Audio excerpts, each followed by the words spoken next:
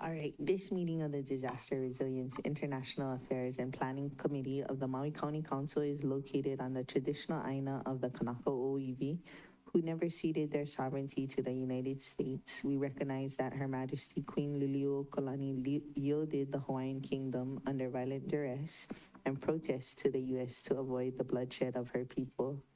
We further recognize that Hawaii remains an illegally occupied nation state by the U.S. as documented in a 2021 scholarly article for the National Lawyers Guild Review by Andrew Reed, adjunct professor of law at the University of Denver Sturm College of Law. Generations of Kanaka Maoli and their knowledge systems have sustainably cared for Hawaii and continue to do so. We are grateful to occupy this space and learn the ways in which we can contribute. As a committee, we seek to support the varied strategies that the Indigenous people of Hawaii are using to protect their land and their communities and commit to dedicating time and resources to working in solidarity.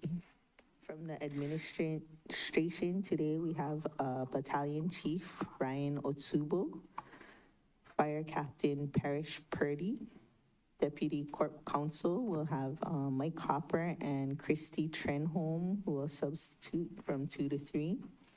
Other resources we have are Michael Williams, former chair of the Cost of Government Commission, and possibly folks from the Hawaii Wildfire Management Organization. If they're not still in the field, it would be Nani Barreto and Elizabeth Pickett, both co-executive directors of Hawaii Wildfire Management Organization.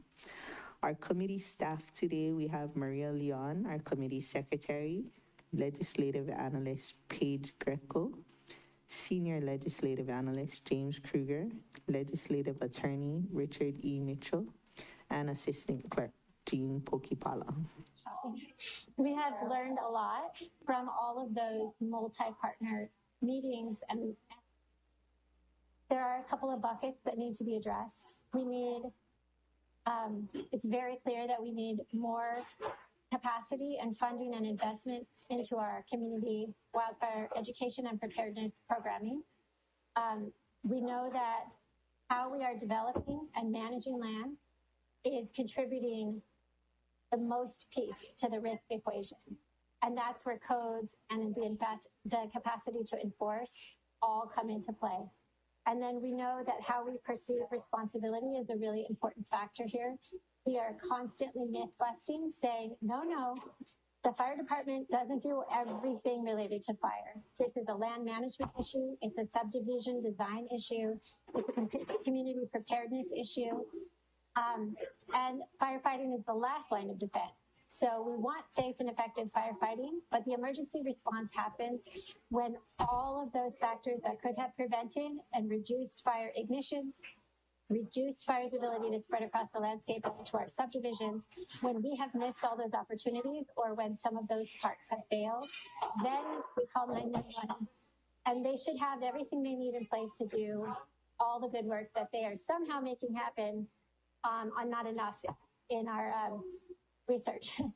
So I just wanted to kind of provide that context that there are several buckets that need to be addressed, but there's a lot of information available to work from as we move forward. Me today, my name is Amber Kuntz. I'm a Lahaina resident. I lost my rental in Lahaina on August 8th. And I am here to provide testimony on behalf of friends and family who lost lives and homes and businesses on August 8th. I attended this morning's meeting also, and I heard from the state that infrastructure is the biggest challenge. So I kind of want that to be maybe the main idea of what I'm trying to convey here. I think we all know that. I think we've known it for a long time. The state also said our biggest resource is our people. And so I think that it's time that the state and the county start acting like we are the biggest resource. We deserve accountability from state and county government agencies who are responsible for preventing, preparing, and responding to natural disasters. I'm not criticizing our firefighters or other first responders. First responders are boots on the ground and they should be set up for success by their employers and state and county government. Instead, they were set up for failure long before this fire. Maui's resident population is 165,000 people. According to HTA, every day there's approximately 60,000 tourists on island as well. We already knew before this fire, and we know moving forward, West Maui is remote. It has one road in and out. It has crumbling infrastructure, shoreline erosion, shortages of emergency response personnel, chronic drought conditions, and repeat wildfires. This is nothing new. If we want to have a resilient island and a resilient island economy, we need adequate infrastructure and emergency response procedures, and they need to be established before a disaster happens. Obviously, that's too late now. If we're looking for ways to move forward, I would say our infrastructure needs to be able to support the number of people that are here and the development that's already here. And this does tie into the whole rebuild and planning thing. And I know this is about fire, but you can't take these apart. These are all interrelated. I drive on the highway by Oluwalu, and for years, even before COVID, I would look over at mile marker 13 and 14, and I would see dozens and dozens of abandoned vehicles just rotting away over there. Now I'm staying in Haiku in temporary housing, and I see abandoned vehicles up there with dozens of tires sitting inside them, just waiting to be lit. We have people saying that there's conspiracy theories. I mean, people believe these conspiracy theories about how could there possibly be all these vehicles burned out in all these different locations. Clearly, these people don't live in Hawaii, because we know we probably get at least 2 car fires a day here on island. I just want to close with, I don't believe in any of the conspiracy theories. I think this was just gross negligence, maybe even criminal negligence, and incompetence, indifference, and corruption that got us here. Mahalo. Thomas Crowley, it's your turn to testify. Thank you, Chair. Aloha, Council.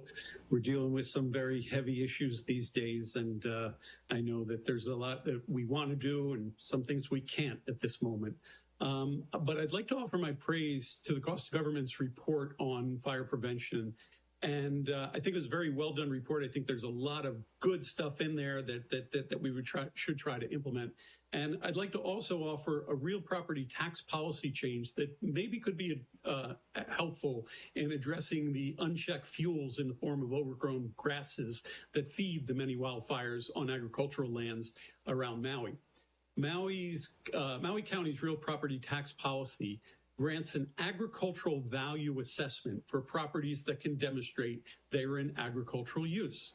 This lowers the land values and ends up being a net $17 million property tax reduction collectively for these properties that are granted this agricultural use assessment.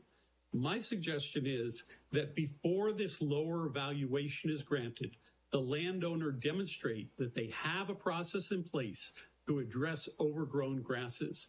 And should they fail to implement this approved process, they would lose their agricultural assessment and be taxed, their land be taxed at the fully market value of the land. Of course, agricultural lands are not the only lands where overgrown grasses exist, but the large wildfires that are typically result from these large tracts of lands that are designated agriculture have generally been treated with this favorable tax treatment. Shifting gears to where I live in Maui Meadows, I would like to see a greater effort being made to maintain the grasses, the wild grasses that surround Maui Meadows in the agricultural lands. I do see where the landholders are trying to maintain a 25-foot fire break. But as is put in this report, maybe that's not enough in some of these places. 25 feet around a single structure might be plenty, but 25 feet around 625 homes in Maui Meadows that could come down the hill maybe is not enough. Maybe it needs to be 100 feet. Maybe it needs to be a lot more than that. But those are the things that the council could do maybe in changing policy that could help address this.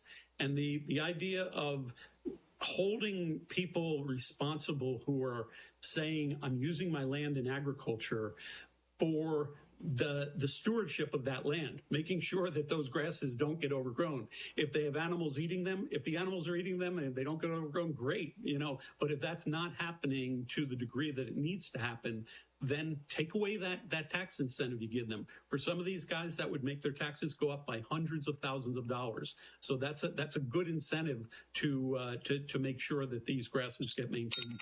So the Real Property Tax Department has an inspector, and I think there's only one, so they might need more, who assesses the properties and says, are they really making an agricultural use here? And then grants that or doesn't grant that. Maybe before they grant that, it needs to go to the fire department to say, what is your wild grass, mitigation plan? And they have to sign off on it. That's kind of how I think it should work. And then if it's not being done, they get a notice in the mail. And if they're still not doing it, boom, they get a tax bill. Jennifer Peterson, it's your Kind of turn. obvious. We've got a lot of barren land, especially in Lahaina, but also in central Maui. And I think a major concern is to be stewards of the Aina and to make sure that the people that own those barren lands are actually doing things to remedy this clearly ongoing issue, because there were 3 pop-up fires just yesterday and the day before, whether they be vehicle fires, whether that's arson. It just seems to be getting out of control. My name is Rita Ryan. I live in Makawao. I am the Maui Nui representative for 350.org. Also a climate reality leader with the Climate Reality Project. I want to state that we have been in a state of climate emergency for quite some time, many years. The county declared a climate emergency, I think 4 or 5 years ago. And then other counties in Hawaii joined and did as well. And then Governor Ige passed climate emergency when he was in the governor's seat. We know we're in a climate emergency. We know the climate is getting hotter. The droughts are getting longer. The oceans are getting warmer and the hurricanes are getting stronger. This hurricane was 600 miles off our coast. It tells you how strong that was to produce the kinds of winds that fueled the Lahaina fires. I don't want to lose sight that this was a climate disaster. There were many mitigation efforts that were probably overlooked that we could have done better as human beings. But I believe that collectively and communally, we are all responsible. So I know lawsuits going on this way and that way, and blame and finger pointing is going everywhere. But I don't see the finger pointing going to the real cause. And the real cause is that we use too many fossil fuels. And that is what fanned the flames of this fire. Now we're talking about wildfire prevention here, I know. But I don't want to lose sight that one form of prevention is to reduce our dependence on fossil fuels. The county has been on that track to reduce dependence on fossil fuels, and I applaud them for that. But we all need to collectively do that. We were in a fire siege. I used to consult for the California State Department of Fire and Forestry on their fire alert system. They have many more fires going on at one time than we do here on Maui. Someone wise said an ounce of prevention is worth a pound of cure. If we take the money that we're spending to just clean up this fire and the costs of the fire alone and invest that in fire prevention and reinforce our fire department with the necessary tools that they need to fight fires when our county is in a state of fire siege, that will be money well spent. That will be insurance for the future, because these fires are going to come faster. and there will be more in our future. And now is the time to plan ahead responsibly for what we know is coming. Thank you, Chair. I had wanted to comment on in some earlier meetings, but I felt like because I didn't lose a house, I live here on the west side. I didn't lose a house. I didn't lose any loved ones. I wanted to let others testify before me, but because as it currently stands, I had wanted to ask somebody about when the soil tackifier was going to start being applied to the burn areas, because any threat of rain is going to leach those dangerous heavy metals and other carcinogenic and very dangerous particles into the groundwater, which is, the aquifer for all of Maui that we all share. So that I'm just wondering when that's going to be applied, and also just because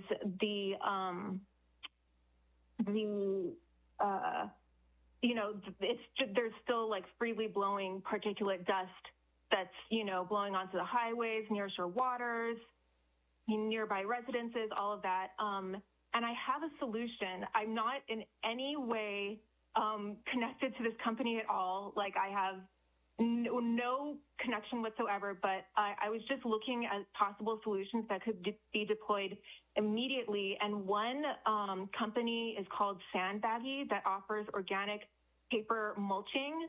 And they work already with Red Cross and lots of military branches, U.S. military branches, I think the Marines and the U.S. Army, Park Service, Forest Service, U.S. Park Service, Forest Service. They have solutions that are completely ecologically sound. No plastic is used.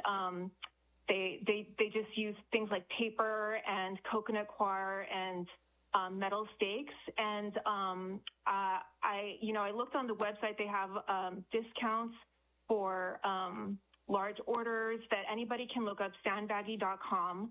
And I was just thinking, putting down paper, at least for the time being, to to at least stop the dust from blowing around, and then possibly also spraying that layer with a thin film of foam concrete, which is lightweight cellular density concrete that can protect it from the UV and waterproof it, so the rain isn't leaching all of these chemicals into our aquifer. And just to let you know, us folks here don't really have jurisdiction on that stage of the cleanup. It's more in the hands of the EPA. I do know they've put down some logs along the shoreline, barriers for it to stop from running off into the ocean should it rain in Lahaina. Say that if something like this is done, then the search teams can take their time and really give the deceased the proper intensive search that they deserve, so they can really, they can put like, a negative airflow tent over each area to be looked at, and then really make sure that they don't miss anybody. And this gives them the time to do that, because otherwise they're racing against the elements to try to put the soil tack down as quickly as possible. But this way they can do it first. They can contain the biohazard first, and then go slowly and really thoroughly through everything. And I know that they're planning to pack up the soil so it can be shipped to a hazardous waste site. And then this way, if they do it with the negative airflow tent, each plotting out each section, then that is also a much safer way to do it as well. Okay, so sorry. My name is Jen Mather, and I'm here to submit public comment on agenda item DRIP to parentheses 10 regarding fire prevention. First, the fires in Maui were not natural disasters. They were actually man-made catastrophes that could have been avoided. And I don't purport to understand the magnitude of this issue, and I'm not a fire prevention expert by any means, but I can say that those of us who were part of the disaster relief during the fires and floods of 2018 became proponents of better hazard mitigation, including fire protection. I myself signed up with Team Rubicon, an international humanitarian disaster relief and response organization. I got certified. I went back to college to get a certificate in Homeland Security and Emergency Management. And then I availed myself of the various FEMA independent studies courses available online, and none of that helped when it came down to August 8th. What I'm hoping is that maybe it will help in their recovery. But what I think would have helped is following the fire prevention warnings in the July 2021 Cost of Government Commission's report on wildfire prevention, especially section 7, subsections 2, 3, and 5 regarding poorly maintained overgrown properties creating fuel for wildfires. And then the recommendation to utilize HRS Chapter 132-6 and 132-7 to prevent fires needs immediate follow-through, as we're still in the fire season and we have other vulnerable areas throughout all of Maui County that are susceptible to wildfire. The same recommendations are made in the Western Maui Community Wildfire Protection Plan dated 2014 in the section entitled Hazard Reduction Priorities, which were based on stakeholder meetings and historical wildfire data, and kind of the same hazard reduction priorities that were in the handout that you had for South Maui as well from 2016. And then it was also highlighted in the 2020 Maui County Hazard Mitigation Plan for West Maui. You know, West Maui has the highest proportion of wildfires in the last 20 years. It was like 28 compared to 6 here or 4 here. It outlines for us the where, what, and why of wildfires in the entirety of Maui County. And so we need to use that framework, right, to ensure that the priority actions are implemented. And it's weird to me how, like, action item number 3 is like a medium priority, and that's like where wildfire is. It's baffling, like, considering most of the community meetings regarding development in West Maui highlight fire as a major concern. And our West Maui Community Plan update of 2022 sets policy objectives regarding fire prevention and readiness. But it's all besides the point, I guess, like, at least all of that's there. And now we can use it to leverage, like, administrative action in tandem with legal pathways like HRS 132-. I think it was 132-6 and -7. To, like, to find people who have fuel on their land, like, and then if for us to clear it for them, or not us, but the county or some agency to clear it, and then fine them for those for that amount, and then put a lien on their property if they don't. So it's chapter 3.68, the Fire Hazard Removal Fund, and then it just goes. That's where it is, but it right presently has $3,394 in it. Aloha. My name is Pavanilla, Lahaina resident, born and raised. I currently work at the County of Maui wastewater plant here in Honokoi, and I just wanted to kind of share some on how I've been here for the past couple of years, and I've seen a lot of great things and a lot of great potential for our department to really do some good in regards to fire prevention. I'm not sure if any of you have taken the time to kind of go and visit any of our wastewater treatment plants on Maui, but the Lahaina plant and the Kihei plant, we make R1 water. And this water, I know in South Maui, is being used at a lot of the parks. Here in West Maui, the only two real consumers of our water is Ka'anapali and Honuakai.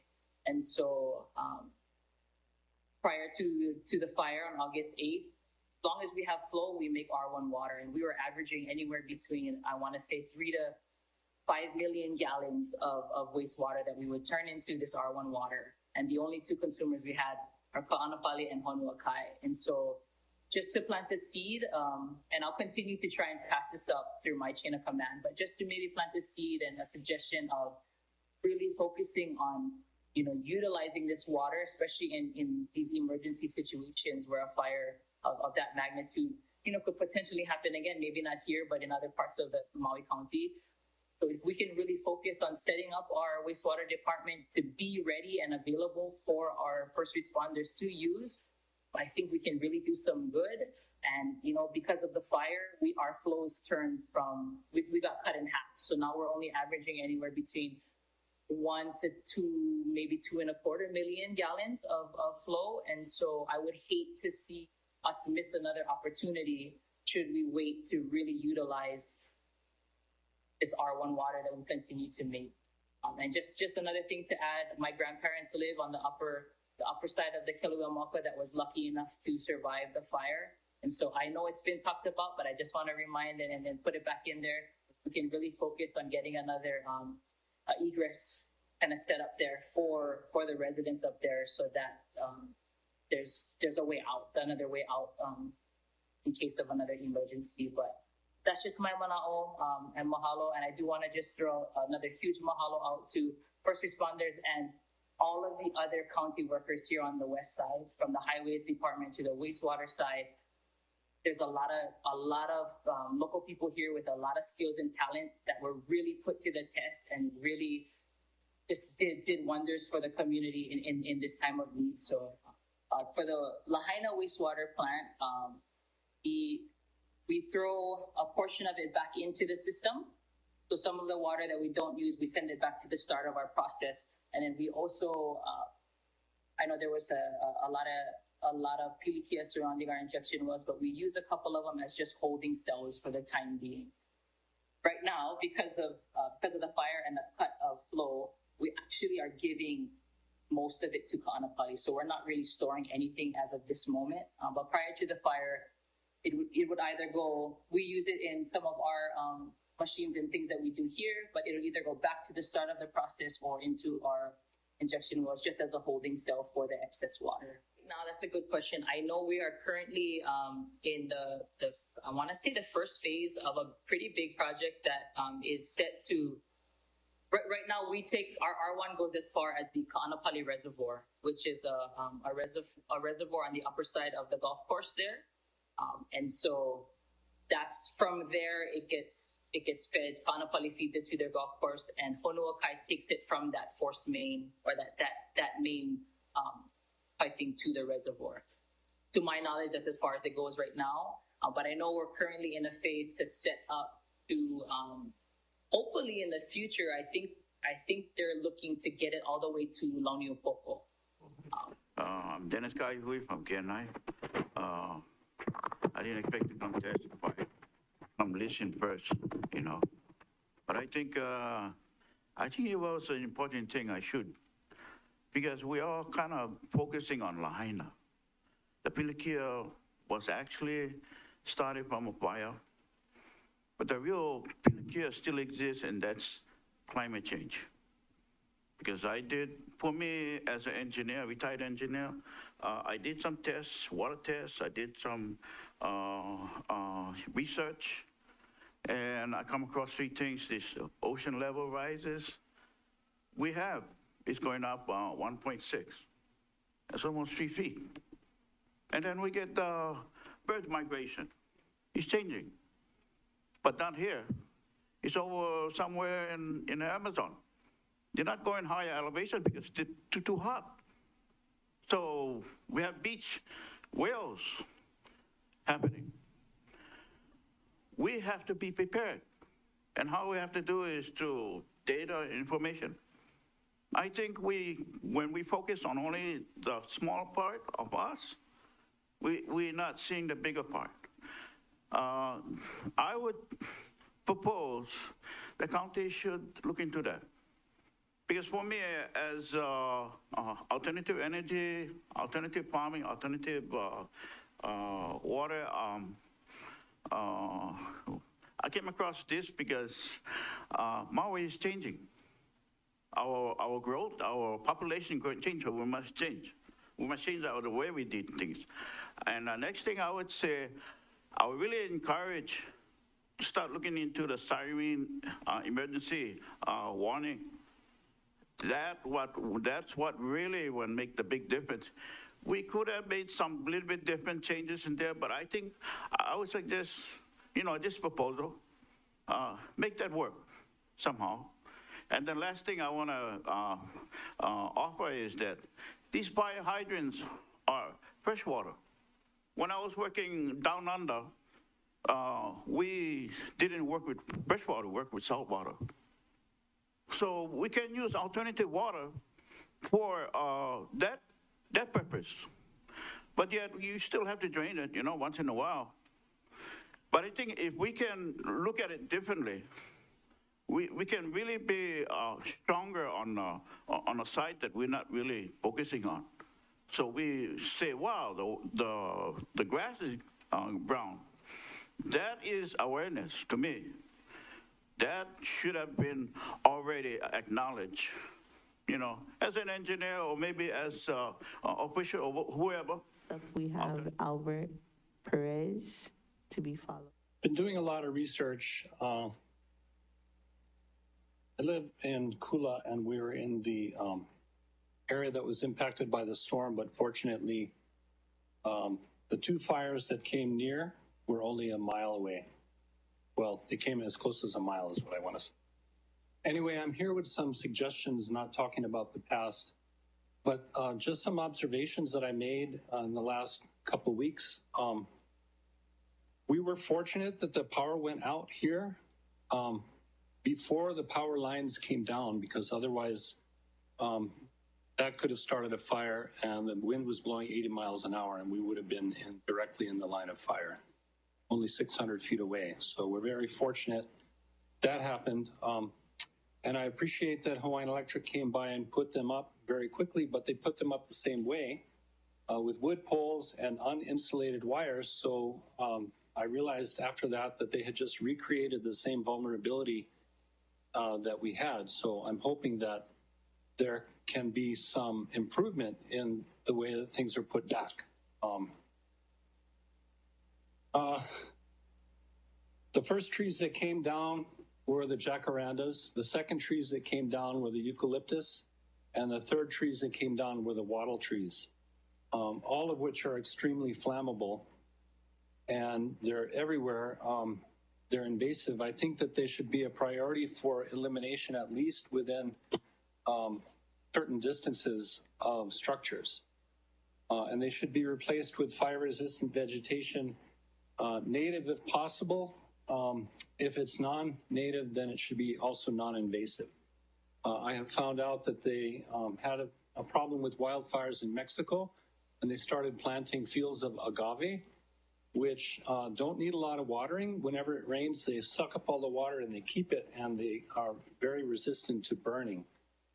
But my understanding is that that type of succulent still needs a canopy, trees over them, and that kind of an arrangement needs to be achieved through a succession over time. It also needs to be managed to maintain fire resistance. The last thing I found out about was apparently in some places they have, where people are living near forests, they have emergency exterior sprinkler systems mounted on the roofs and the eaves and the ground to wet down the structure. They can use water or biodegradable foam, firefighting foam. And so that's something I think we should investigate. And also, I think it's very unrealistic to think that people are going to manage thousands of acres and cut down all the grass. So let me just finish with this one point. I was wondering if we could put some kind of emergency sprinklers in the fields. We have Christine Borge to be followed. Anyway, I would like to start my testimony with a speech that was given in 1893 that could really be, it could be something that is happening right now in Lahaina. 70 years ago, Christian America sent over Christian men and women to give religion and civilization to Hawaii. Today, 3 of the sons of these missionaries are at your capital asking you to undo their father's work. Who sent them? Who gave them the authority to break the Constitution in which they should uphold? Today, I, a poor, weak girl, with not one of my people near me and all these statesmen against me, have the strength to stand up for the rights of my people. Even now, I can hear their wail in my heart, and it gives me strength, and I am strong. Strong in the faith of God. Strong in the knowledge that I am right. Strong in the strength of 70 million people who in this free land will hear my cry and will refuse to let their flag cover and dishonor mine. This speech was given by Princess Ka'iolani. Ka'iolani means the highest in the heavens. Right now in Lahaina, and for 126 years, we have been dishonored. We have been under military occupation. And right now in Lahaina, there are federal policemen in the major hotels sitting on desks to make sure you do not disrupt them. I am not who I am. I am registration number 4140488 blank blank. They don't care who you are. You need your golden ticket. You need to follow in line. You need to do what they say. And all I'm saying is any law you pass now, it is beyond the county. It is beyond Hawaii because the federal government and the military can say, we don't care. We're going to override all your laws and we're going to destroy Lahaina. It will become the next Babylon. Billionaire planes flying in Kapalua, their yachts in the harbor. Satellite City. If you want to get in, you better have that chip in your hand because that's how you're getting in. That's how you're going to pay.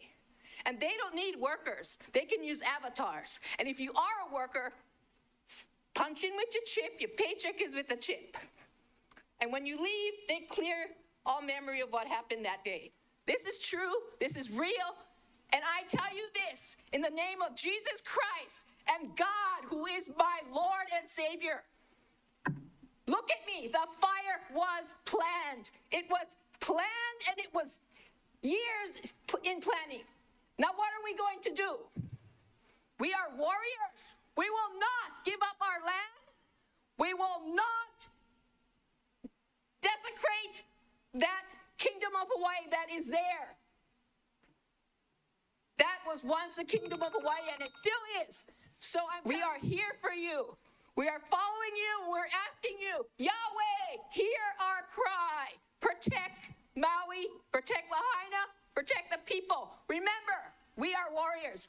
We don't get paid to, soldiers get paid to take orders. Warriors protect with their heart, with aloha, and with love, and with God and Jesus Christ, my Lord and Savior.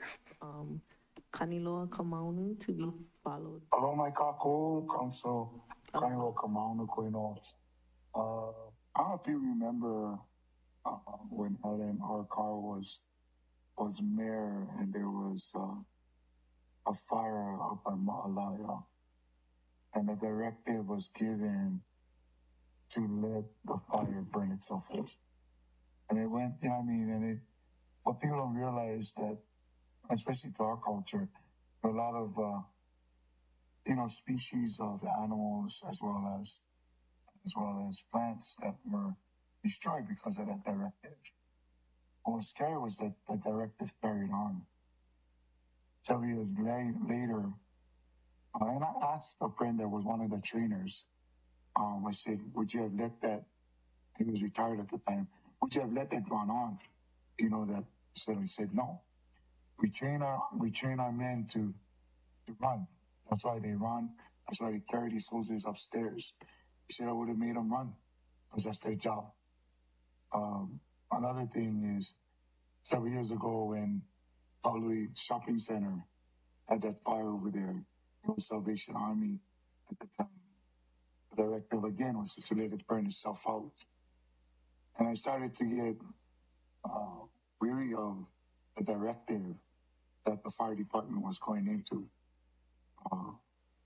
And then as years went by, you start to see the fires that were happening. It's usually around the same time. It's usually the same situation. And it just got worse. But the directive is still the same, to let things burn. And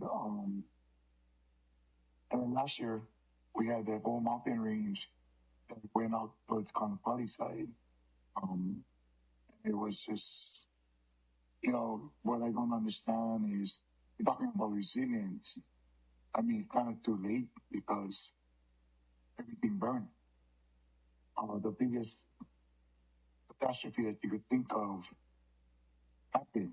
And people say, well, you didn't think it would happen. And yeah, it's the wrong narrative. Because as you look at the progress, and these fires been happening on that side since I was in high school. And it continues. And I worked out there for 15 years as an entertainer and got caught in many of those brush fires. And, the sad part is it's a continuous, it's continuous. And, now we're at the point where major loss. And it wasn't, to me, I think people need to be held personally accountable. I want to look at resilience. that means you need to make a change. And I think leadership needs to change in these departments.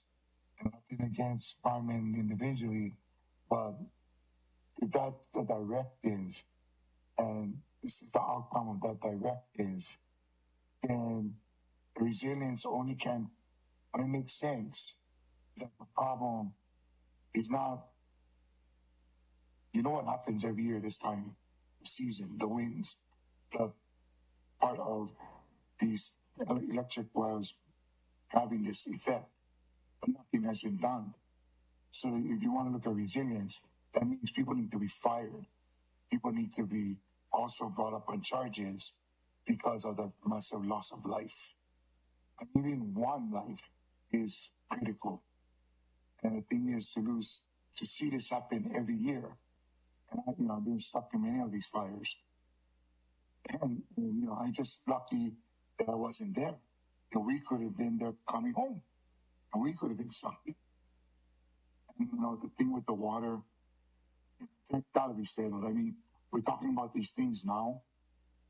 So for me, as a public, I would like to have transparency and know what the policies are going to be. And there should be a meeting to let the public know what the policies from now on are going to be in the directive of where the department is going to go, both for the police and fire department. Yoda, it's your turn. The woman that spoke before that last gentleman had a lot of anxiety from what seems to be a misuse of justice and authority. And I've become appalled over my generations of being on this planet to see how corrupt every country's leaders and their people below them have become. It's appalling that we as human beings would treat each other that way because of the dollar and a new TV set, to put human lives first. And there's a lot of evidence that proves that this was planned. A lot of evidence that is really, you guys try to do cover-ups. I don't know who these people are, but, the people are pretty smart. So this is Hawaii. Lucky we live Hawaii, but at the same time, we can fall prey to the same tactics that the mainland has. And how are we going to keep Hawaii a beautiful place when people see what is happening from outside of Hawaii and they can see the truth as well? It does not leave America a good place on this planet. And it's not the greatest country in the world when people can teach their children not to get caught rather than to be honest. So I pray every day that God will help change the hearts of these people who have decided to sell out to something that is nowhere near as great as the world that we have. I think me and many of my brothers and sisters are all hoping that this doesn't pan out the way we see it happening. But, it's up to you guys, the leaders, to do what you can. Thank you. And I did repair cell phones on this island for 32 years, and everyone knows me as Yoda. So if you've got a cell phone, there's a good chance I met you. We have Jantel Lindo to be comments followed. that I had. I've been part of the Molokai disaster response team for over 20 years. And we have a Molokai Fire Task Force where we discuss wildfires pretty frequently. And we also have negotiations with the Department of Hawaiian Homelands and other private landowners to do backburn, brush fire mitigation and training and all that stuff. When I look through the document, the one thing that I think would be good to talk about and add in is enforcement. How does the prevention department get the support that it needs from both the state agencies and the county collaboration on enforcing the codes? Right, it's one thing for them to hand out tickets and get fines, but there are some serious infractions. I mean, we talk about down power lines, but every year fireworks cause tremendous amount of damage in our community also. And so I would hope that part of the efforts to look at prevention really drive home the need for enforcement in a way that's going to be advantageous so that all of our enforcement regulations can be met. I think the other thing also is when we talk about prevention, it can bleed into other areas and and then I just like make a disclosure that my husband is the assistant fire chief, but he did not approve this message. So I am just totally talking on my own time, not dubbed by anybody.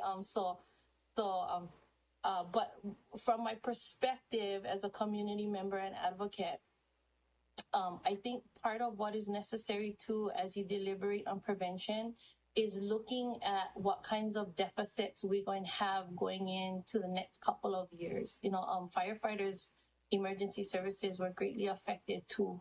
And that kind of trauma can result in mass exodus of employment in our department. We hope that that's not the case, and I know this council has been very supportive of that, but I would hope that because this is the agenda item in play right now, then in every area as we're looking at how do we support to improve the systems, that there's always sort of a general tab so that we can best utilize the funding and policies to fit the whole department as a whole, so they can be collaborative in their efforts.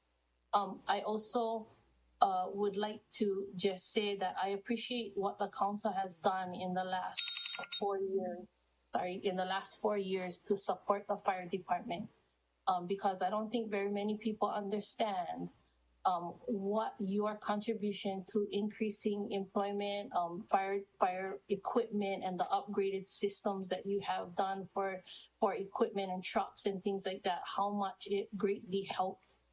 Even though we see this as a loss, and I know it is, but how much more it helped and how much more devastating it could have been without your previous support. So mahalo. By Pu'amaiole Hakes de Chavaria.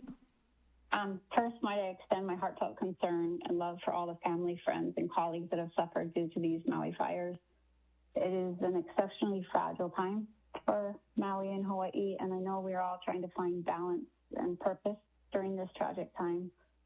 I just want to, not the first time I've spoken to reducing fire fuels and some methodologies. This is Rob Benz from Kula. We were just talking about this wildfire risk the night before the fire at Soil and Water Conservation District. What we were talking about in our working group, Council member Gabe Johnson was over there too. He was good, and it was about all the practices that the Soil and Water Conservation District, the NRCS has, and that can help bring back the water, because like my mom's farm, we planted everything that was here before any people. So back when there's giant birds and crabs that walk from the ocean to the mountains. And my neighbor, Kenneth Yamamura, said after we planted that like the eucalyptus that they used to plant, we get a lot over here, only brings in about as much water as it takes up, but that trees that we were planting brings in more water than it takes. And things like silvopasture, agroforestry, and making those guys that are kind of using the land as just a land bank and getting really rural property taxes. I think there's ways for constitutionally tax them, kind of like how already get the resident tax break. And in a housing meeting down at San Anthony, the developer was saying anything that the county gives money to, they can put residential in without going against the Constitution. But taxing like BlackRock, biggest shareholder of everything, just like 1%, 3%, would make a lot of money for this reforestation and having silvo pasture with animals grazing, so don't let the brush go, and having trees, everything, having the farmers go back. At this time, we can rejoin with Tomai Ole Hakes de Chavaria. She has. Thank you. Sorry about that. Connectivity remains to be an issue. I just want to remind again this governing body that rotational grazing is an instrumental piece of water sequestration and soil building, as the previous testifier had just mentioned. And it has been confirmed by scientists and fire prevention education as a tool that will fight fire fuel such as the dry grasses and the unattended ranges. This is a huge step to avoid desert desertification, which you're facing in central Maui today. It is critical to support our ranchers, ranches, and more important, to avoid a sad practice of animal eradication. The watershed conservationists must entertain alternative and improved methodologies. Fencing out animals has clearly not made notable progress in watershed management. This is not the first time I've spoken to this issue. This ought to come as a requirement to receive worms to their watershed grantees. And while it may be sadly too late for Maui, please consider that the newly appointed NEMA lead, whoever that may be, has these steps of preparation. Most people don't think about mass casualty events or incidents declared when there are more casualties than local emergency services can effectively manage. This exact threshold for declaring a mass casualty event will depend on the location, resources, and protocols in place.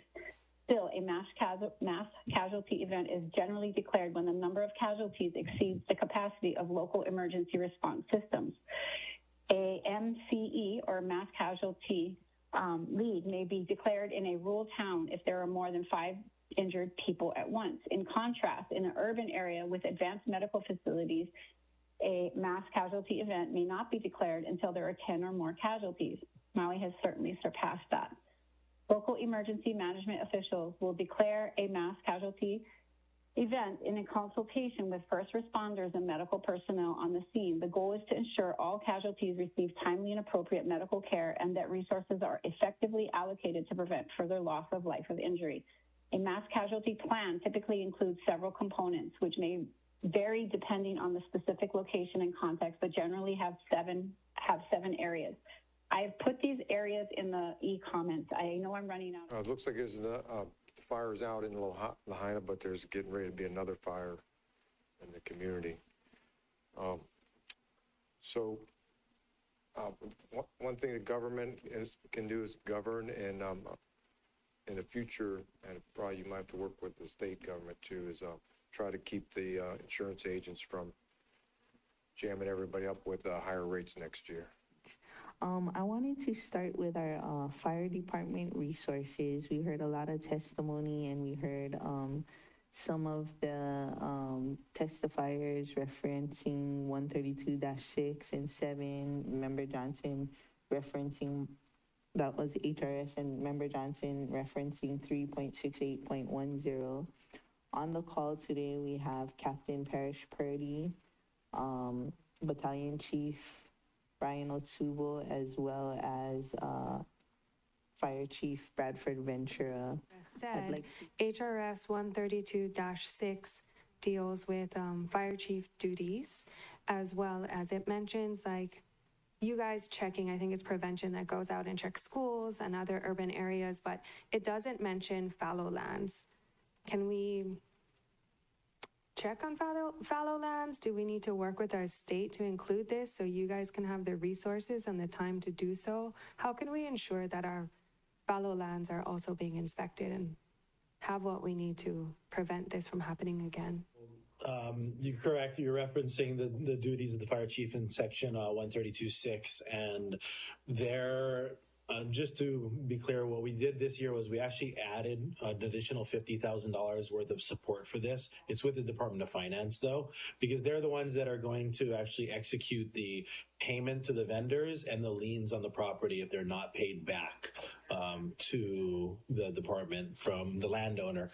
As far as the extent of our fire code and where we can get into, I'm going to let our Fire Prevention Bureau speak to that a little bit more, just in detail, so they can give you probably what you want to hear. But the process we have is we'll gather requests from the community in multiple ways: email, telephone calls, walk-ins, and we'll do what we call a brush abatement inspection. And if it's something inside of the fire code that needs to be addressed, we'll put out notifications to the landowners. The ideas that were shared in the cost of government report, which I think are very important, for one being the 25-foot perimeter for a fire break, we have gone up to 100 feet in certain areas that we know are extremely hazardous. So where there are times, many times, that we go above and beyond what's expected of the fire code when we work with landowners. As far as the fallow lands or ag lands, that's been a hot topic of conversation. We will do inspections on those lands, but the impact area and the fire code that we're looking at is where that property abuts to the homes. And so that's the area where we enforce fire breaks to be put in, and we work with landowners. Hi, everyone. Battalion Chief Ryan Otsubo. What Chief said was correct. I just wanted to add that we follow HRS 132-7 that gives us the right to enforce. We also follow Maui County Code 1604D.230. That's the exterior vegetation. And in that section, it describes, 30 to 100 feet from structures over 18 inches. As far as the process, we inspect, and once in violation, we send a notice of warning. We allow 30 days.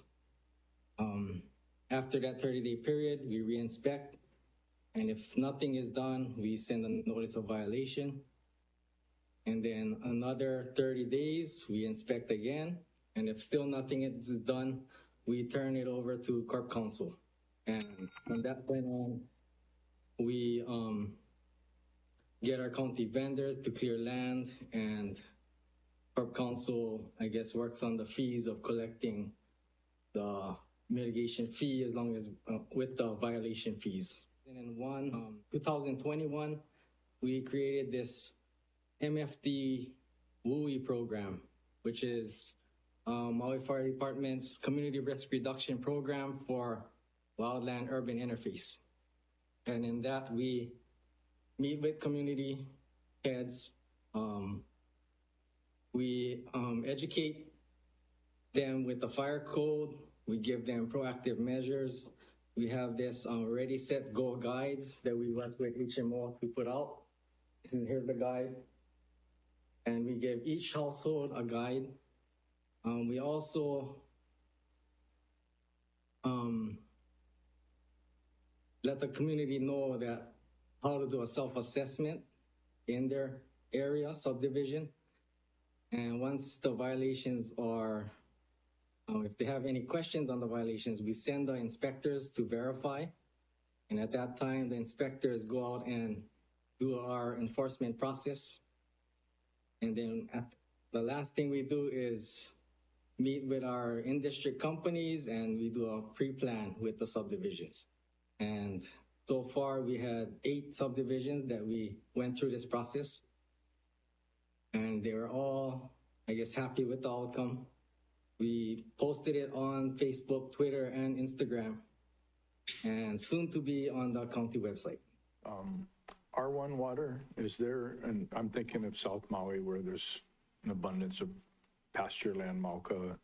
The ranches, where I toured with the ranch, they're looking at irrigation systems that are that are grazable, that cattle can graze it and won't damage the grass. So hopeful that they'll be able to graze it, and that'll be a good way to maintain it. But as far as using R1 water as fire protection, is there any limitations to that? And is open tanks preferable to clonal-wise? Is there a preference of either one? So we will absolutely use R1 water wherever we can find it. The limitation right now, as you heard from a testifier earlier, was just the extent of the piping and plumbing to deliver the R1 water. We're happy to use it and we've also started staging, especially during this period of the year, which we know we're in drought right now. We've started staging water tanks at certain locations. So for example, we staged the water tank at the Kihei police station. So it's a several thousand-gallon tank that the helicopter can just take water out from immediately.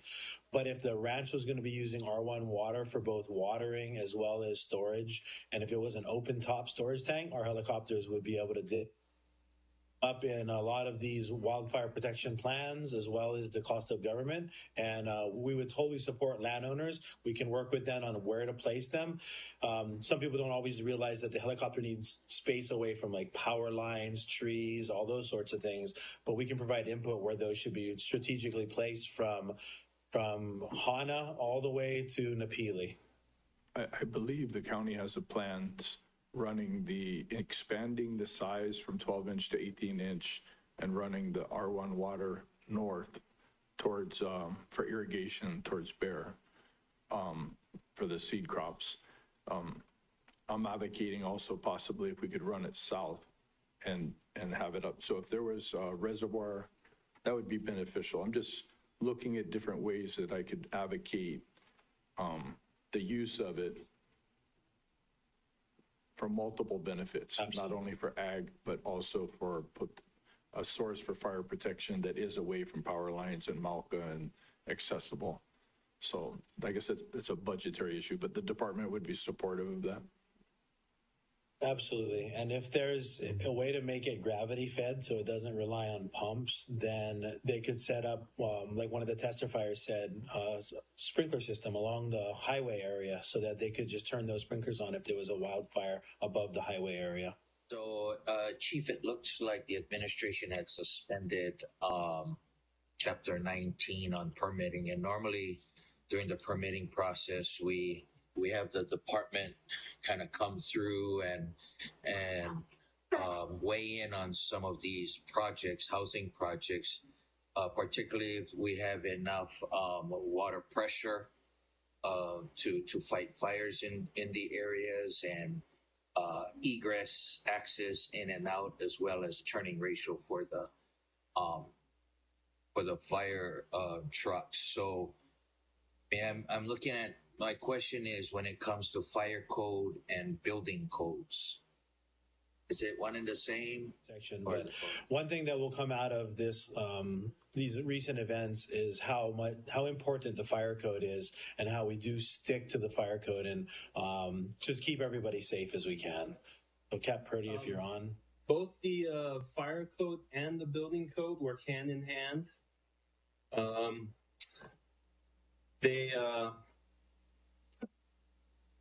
So with these new projects that are going to be coming up real quick, that's in the pipeline right now, because of the proclamations, I think we still need to look at these buildings and these projects as if ordinary projects that went through the system before the proclamation.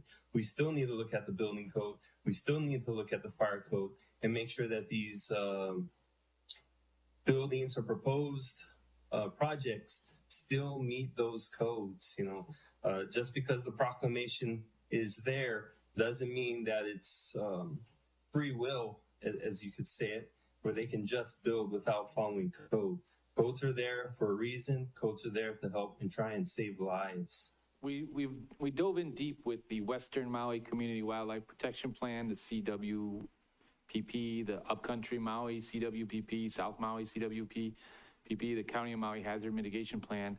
So all the research we've done, I'm going to just kind of come up with some of the recommendations and tell me if you agree and if that was going to help you, because that's kind of the goal. I want to pull policy out of these plans and present them to you today and see if you are on board and that actually, is applicable. So first and foremost, they recommend you guys need more inspectors. Do you agree with that? You need more inspectors? With you. Absolutely. We had a 5-year plan to build our prevention bureau out, and we're about in year 3 right now. We have expanded it by adding a captain and several lieutenants over the last 2 years to do plans review because we were falling behind on plans review. And then the goal is to fill out with 4 more inspectors below them. Part of those inspectors' responsibility is public education, and that's huge. It's in everything we do. We've done so much messaging about it, but we need more manpower to be able to do more with it. Okay. The other thing is manage fire fuels and create fire abatement laws. So, you know, we think of like the power lines and what's underneath them. Is there 10-foot tall cane grass? Are there old trees that are, you know, just crispy? Those kinds of things. Clean the fuel loads underneath the power lines. Would you support that? Yeah, if we could get something like that passed, that would make it safer for everybody. If one of the fears with removing all fuel down to mineral soil is then you have an erosion and a flood issue when it rains heavily. So a lot of fire breaks are kept to about 3 to 4 inches of fuel. And we know that's good for the first few minutes, but a lot of these power lines are far from major roads, so they take a long time to get up to, and the fire can spread. But something like that would be something great for us, and we would support it. Okay, and then create resilience and require fire-wise, drought-tolerant, fire-resistant native plants, ground cover on fallow land. I think this could be an opportunity, you know, to create like a green-collar job, a full core that you're just replanting and reforesting. And what do you think about the idea of creating resilient landscapes? Yeah, I think where we've seen that attempted before was the Maui Veterans Highway. They planted peely grass on the sides and in the center. And unfortunately, the challenge of maintenance is real. And all that peely grass is now almost gone, and non-native vegetation is there. And those are those high-risk fuels. So we would support anything like that. There are a lot of fire resistive plants, citrus trees, that sort of thing. So we did work with Mahi Pono quite a bit on their area, but there's other areas on the island to work on with other large landowners. And if it's something we can enforce, that would be great. And I guess so this was mentioned a little earlier about requiring fire prevention policies to keep grass short, remove fuel loads on fallow land, maybe grazing, agriculture, things like that are going to naturally be maintained. Yeah, those are all great options. A lot of the ranch land that's currently managed by cattle and or access deer, they provide a much slower fire growth than some of the unmaintained lands that we have around our island. So if we could, have landowners bring cattle in, that would be a great thing. Last yes or no, thumbs up, thumbs down. Seed banks, if we're going to do a big reforestation, we should probably have a seed bank.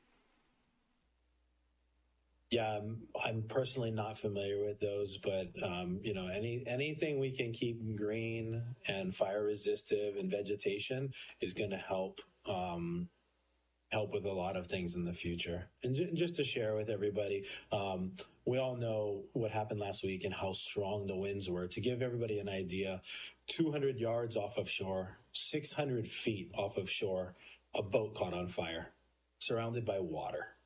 So when we talk about fire breaks, I think it's what Elizabeth was talking about before. It's all about the prevention up front. It's the human factor that we got to really get people focused on so that we're not relying on the last chain of defense, which is that fire break. Chief, the last time I recall passing any legislation on fire abatement was in the 1990s when you were in grade school.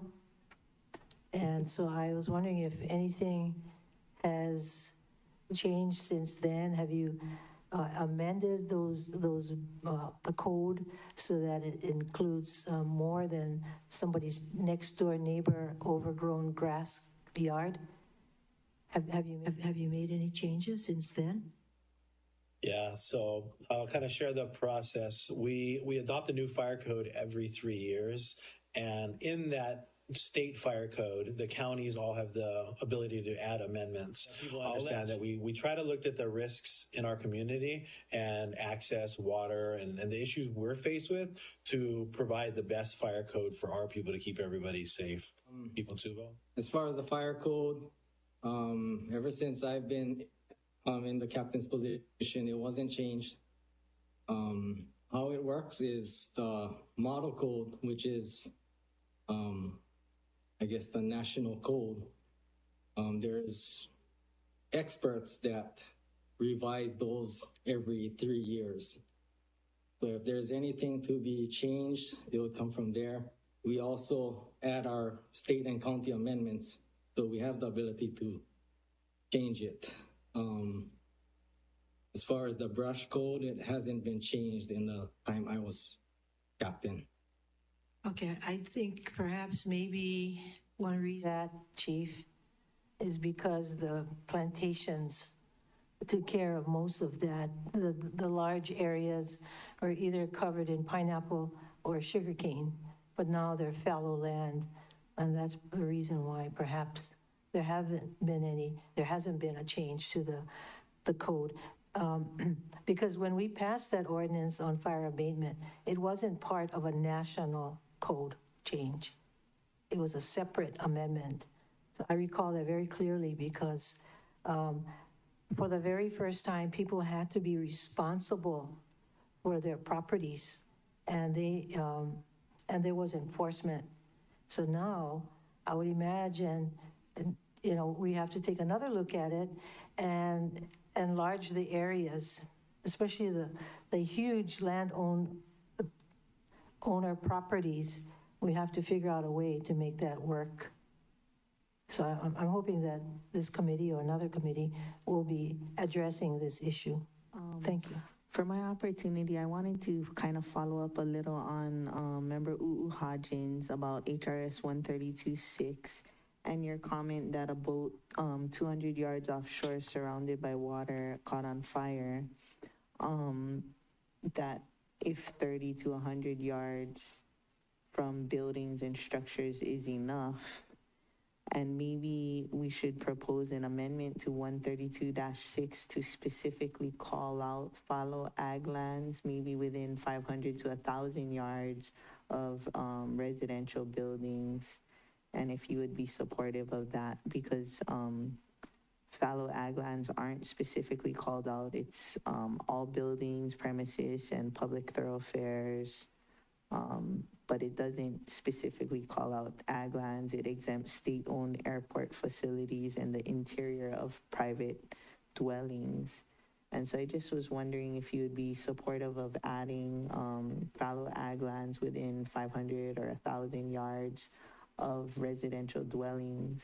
Chair, I think that's in the best interest of everybody, and including our department. We would fully support something like that. And there will become some gray as to what's unmanaged versus managed, but I think through conversation we can at least try to get them to make larger fire breaks on those types of lands, especially if there's nothing going on that land. The challenge we have is as neighborhoods grow next to the fallow ag lands, now that landowner now becomes responsible for actually cutting a longer fire break, and they didn't necessarily build the houses. So there's some balance we have to hold here. Yes, and the other thing at Napili Park, we look at Pineapple Hill on the other side and all that haulikoa dead brush in between, and people want to just go in there and cut it down themselves already after what happened. But on a side note, there has been a lot of controversy over Seaworm and their actions. I was wondering if we could also amend the fire code to allow for dipping in the ocean instead of reservoirs when our stream waters are so highly contested. We had that conversation last time about dipping within the reservoir and cutting off the water supply to the Kuleana families. Maybe it's time to revisit those policies about grabbing water from the ocean 1 to 2 miles offshore if possible. Certainly. The goal of the helicopter pilots is usually to grab water from the nearest water supply to the fire. It's just going to give them more reps and more ability to fight the fire. So we'll use the ocean, anything, below Laniopoko neighborhood, Puamana, all the way to Ukumehame. The ocean is like probably their go-to water source. One thing that that really impacts people is when they fly over the highway, we have to shut it down. So we know how much of a negative impact that has on the community, employees going home, tourists getting to the airport and from the airport. So we try not to shut the highway down as often as possible, but we will definitely use the water from the ocean if that's the best source to grab it from. We recognize the fragility of the water supply on the west side and the reservoirs and the everybody wanting to have the water. We understand that. And that law about shutting down the highway is state law? I believe it's FAA that regulates that when a helicopter is flying over a roadway and carrying like a long line or a load, that they should be shutting down the highway for safety reasons. Ms. Pickett, are you... Earlier you were talking about all the other fire plans or prevention plans for the rest of Maui County. I was just wondering and excited and curious when we could hopefully see those as well. They are all, we have posted them on the DOFA website. So our State Division of Forestry and Wildlife has all of the existing CWPPs with live links that you can access, all the ones that are in place. I have to check if they have uploaded the most recent Leeward Haleakala plan. But other than that, I know that they're all on there. Ms. Pickett, I understand as the Western Interstate Regional Representative for Maui will be creating some, voting on some very important legislation at the federal level hopefully this December. So have you been working with some of the other counties and with the WEIR, particularly the Western states? Yeah, so we are active members in the Wildland Fire Leadership Council, which is very active in the West, and we represent Hawaii in that. So it's tricky. We are the hub of all things wildfire for Hawaii, but we have no authority and sometimes no money. So we do our best to represent and to be available, and we have really close partners that are in that. So we provide as much information as we can to all of those things as requested, for sure. Suggest that you utilize Member Sinensi's position in the WEIR as a voting member to inform him on items to propose as well. I will follow up on that. I appreciate that. Thank you. I think there's a lot of education. I'm hearing a lot needed.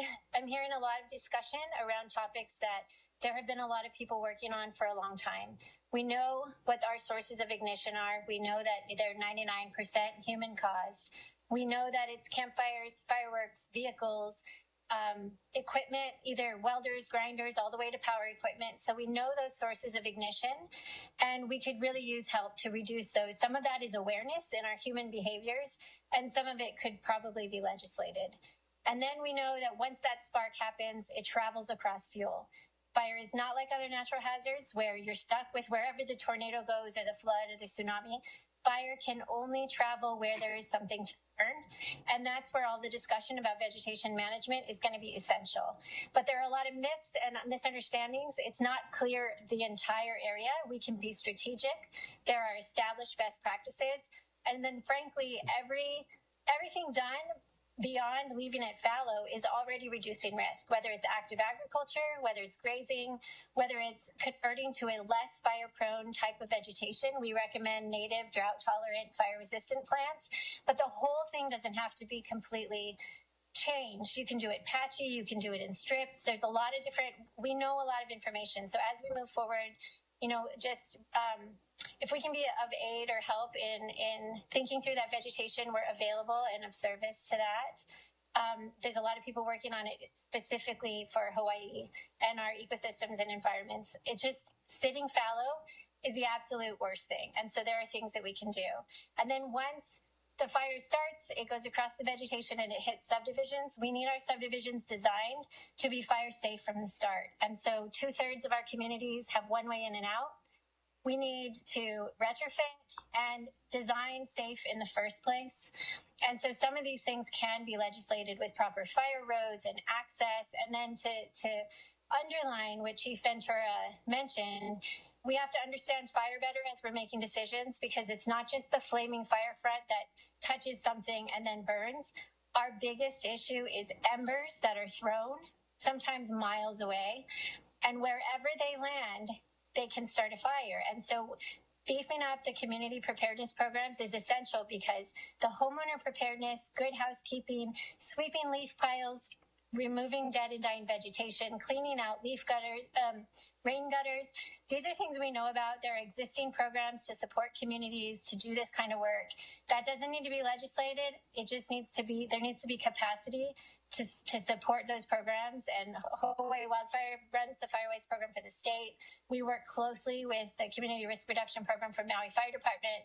We just need capacity to ramp that up. Our interest from Maui County to join and become FireWise has something like quadrupled in 2 weeks.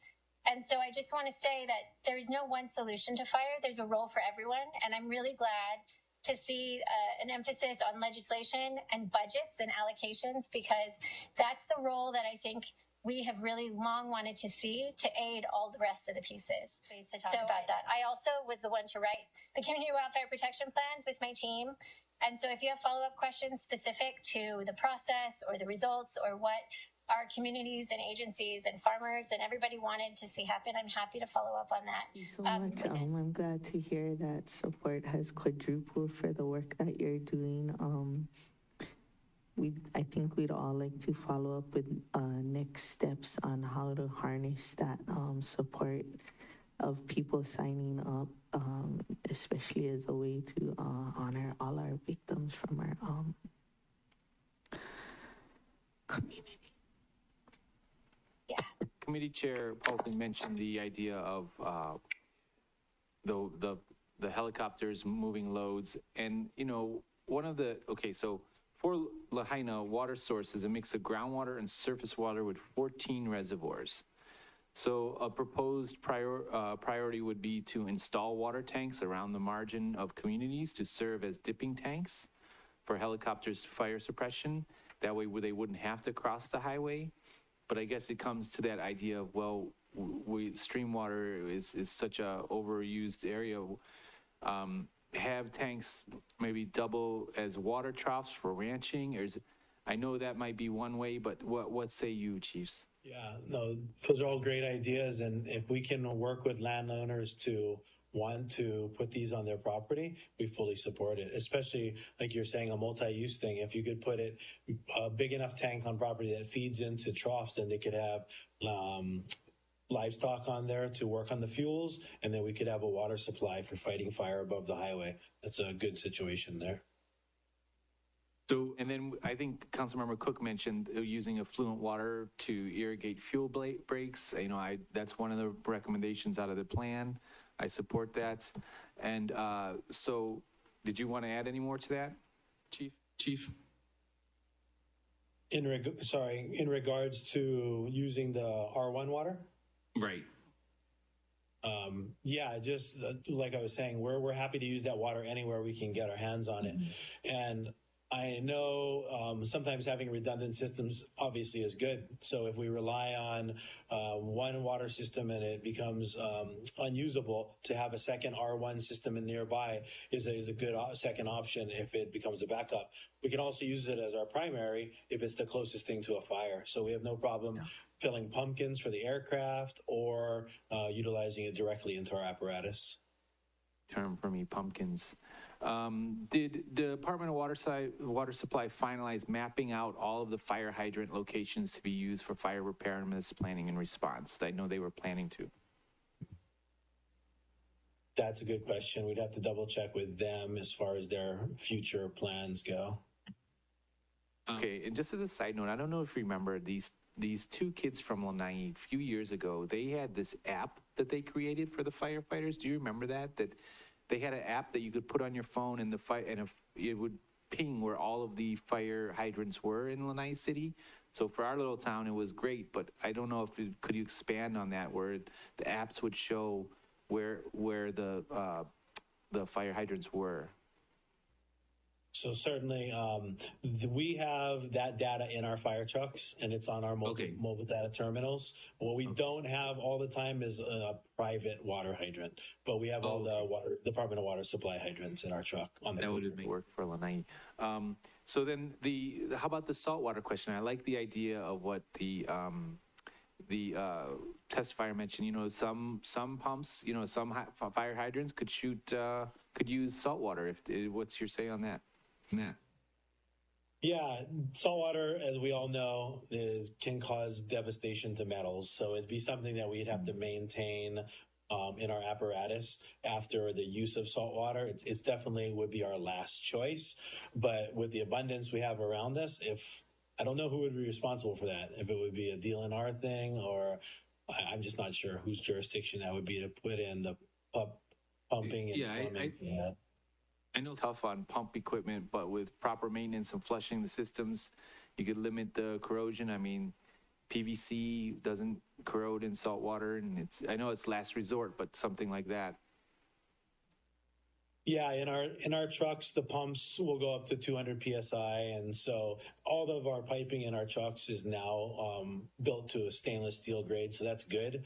It's most resilient to salt water, so that's the best case we can have. Thank you, Chief. Actually, following up with what Member Johnson was saying and what Member Cook was saying regarding R1 water, can we use R1 water to fill up our fire trucks and our tankers so we're not using potable water? Do we do that already? We can do that, and in some locations we do. It's, like I said, just an amount of existing plumbing. So Kihei Fire Station, for example, the water that they water their grass with is R1 water. I'm not sure where the nearest R1 hydrant is to there, but our standard practice is wherever we go to fight a fire, and once we use our water within our truck, we fill up immediately, just so that in case we're coming home and we catch a car fire or another house fire, we're ready to go. So if the infrastructure is put in where it's not as close, but very close to what the rest of the hydrants are, we could utilize it in places for sure. Water. I see that some coastal communities would use, you know, the ocean in this last fire was, and mahalo to all the firefighters that helped to rescue people by sea. Are there any resources that we could use? You know, should we have to? I know I've seen the larger cities, municipalities. They can fight fires from a boat that shoots water. Is this something that we could technically utilize for coastal communities like Maui? Yeah, that could be something we could definitely look at to add to our apparatus fleet, is some sort of water, a vessel that can provide fire suppression. We did look at the Honolulu model, and it was extremely costly and hard to staff, and there was a variety of things, but we could go with a smaller model here that wasn't quite as big and was more mobile, so we could move it from harbor to harbor and coast to coast in the event of emergency. We did do a little bit of research on fire streams, and for example, the recent fire that we had, if there was a boat close enough to shore that could actually fight the fire a few weeks ago, the winds were so strong the stream wouldn't have actually reached the houses. So that's just something that they were facing that day, because the boat has a draft that's probably about 12 feet deep, so it has to stay so far offshore. But eventually we're going to need to rebuild the infrastructure of Lahaina. And would it be possible to make a fire hydrant supplied by the R1 water? We would support using that if that was plumbed into the town. And they're different colors, so we would know, we'll try to use R1 water first before it gets wasted, prior to using the fresh, clean drinking water. And like those open top reservoirs that Member Johnson was referring, could we, if we're filling them up, we could fill them up with R1 water as well?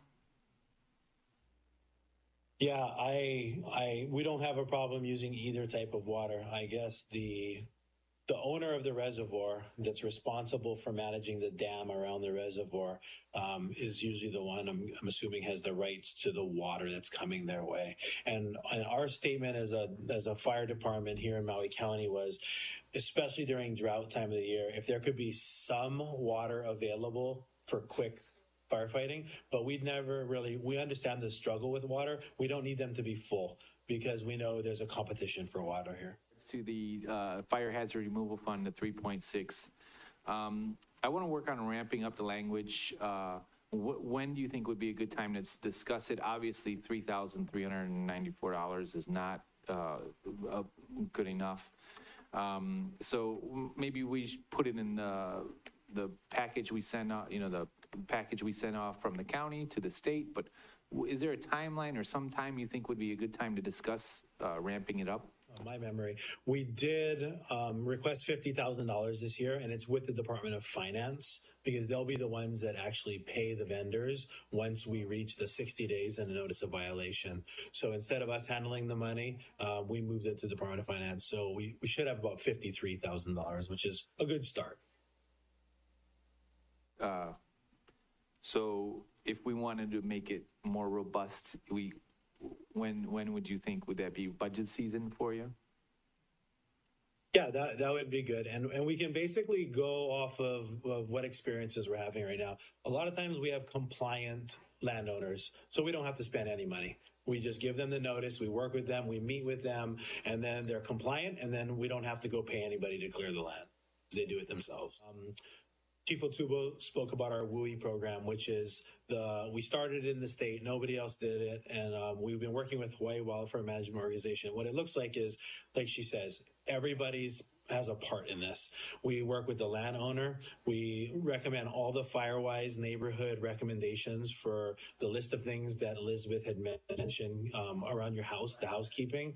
We work with the neighborhood association, and then we not only work with the individual lots, but the whole neighborhood to create a safer boundary. And then we bring our fire department in, our local station in, to do a pre-plan of the neighborhoods so that they know where access is, where water supply is, where the best routes are, where they're going to make stands in the event of a fire there. And that was one of the things that came out of the cost of government report, was that our familiarity with a lot of these big vacant lands. So we implemented that back in 2021, and it's been a good model to help neighborhoods be a little bit more safe. As far as some of the other things in cost of government, the abandoned cane, when we did talk with the cane engineers, the cane specialists, as they were kind of leaving, they had assured us that two things would happen. As the water goes away, the cane will go away, and that has happened. So now we're dealing with that native or that non-native invasive grass that's growing, which is a fire hazard, but it doesn't carry as many BTUs or heat as cane does. So that is good that cane is all gone away.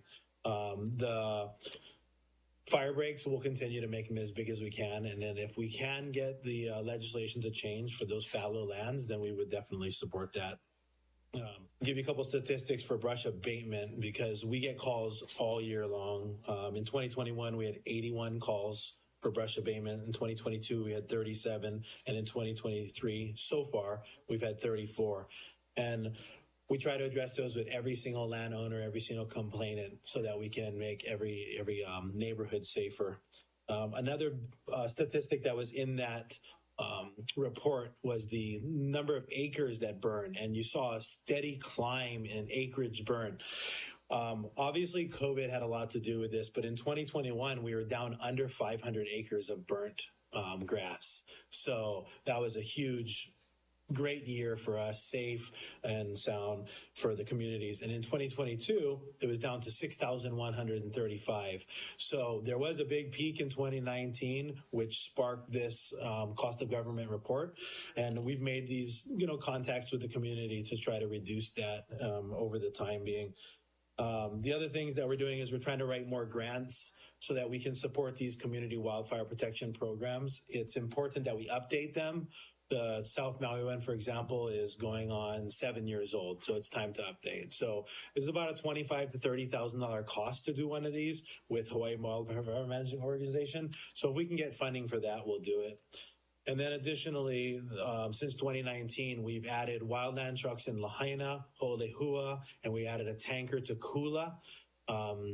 I just got some bad news in the email a few minutes ago that we may have to pivot on our CDBG grant due to the recent proclamations from the President of the United States. So we may be having to go after the tanker on Lanai with different funding in the future. I briefly looked over an email about an hour ago that there's some CDBG funding changes going on with some of the new emergency proclamations that are happening, and it might affect some of the projects that we put in for. Did you just say that we're not getting a new fire truck on Lanai? I was referring to the tanker, which is your second, the CDBG one, the engines. So kind of getting off the topic here, but that truck is being inspected right now and should be shipped in the next 60 days. Yeah. Okay. All right. But the tanker, okay, I understand it. Times are tight, I guess. Thank you. If there are no objections, the chair will defer this item. No objections? Thank you. This concludes today's Disaster Resilience International Affairs and Planning Committee meeting.